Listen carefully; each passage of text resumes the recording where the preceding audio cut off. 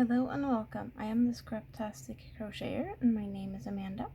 And I just want to pop in here and talk a little bit about Slipknots and how they can fail you. Slipknots is the knot to start basically any kind of crochet, unless you use the magic circle. I'm going to talk about the magic circle and why I don't like to use it another day. I just want to show that the slip knots can fail you and why, what you have to think about or what you need to think about for it to be as secure as you possibly can. Okay, so I have this piece of yarn here, just a random piece, and I have a crochet hook. When I do my slip knots, I have the short end here and the rest of the yarn going the other direction, and I just yarn over my fingers and I pull up or push up the yarn from behind like this. Now I have a knot on my yarn.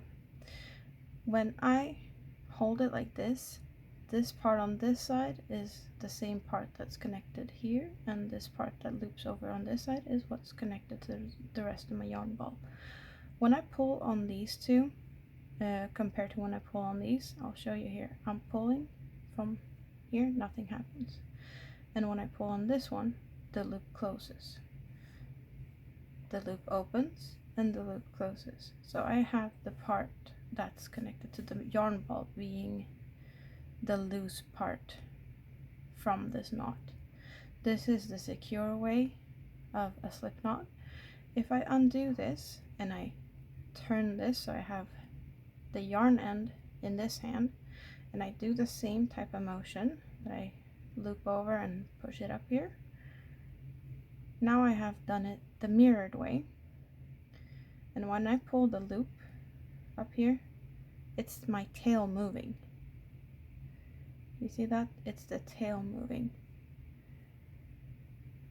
and the tail that I have to pull to close.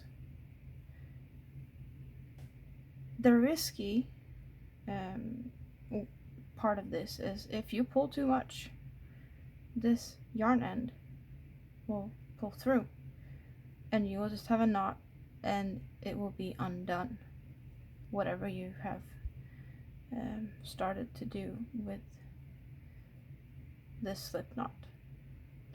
So I just wanted to show you that it does make a difference on how you do the slip knots, just to make sure that it's properly secured. Of course, it could be a favorable way for some to have this yarn end being the end that is movable, so that it's like a faked magic circle, so you can pull it tight. But I see that if my center isn't tight enough, I solve that by taking my yarn tail and weaving it in inside and pulling it tight with the yarn end that I have left, to not only secure the yarn tail but also close the middle as securely as possible. So the way I do my slip knots is so that this tail isn't moving, but what is moving is when I pull the rest of the yarn ball. That is my preferred way. It's the way that I feel most safe with. That's all I wanted to share today. Thank you. Have a great rest of your day. Please leave a comment, like, subscribe. Bye bye.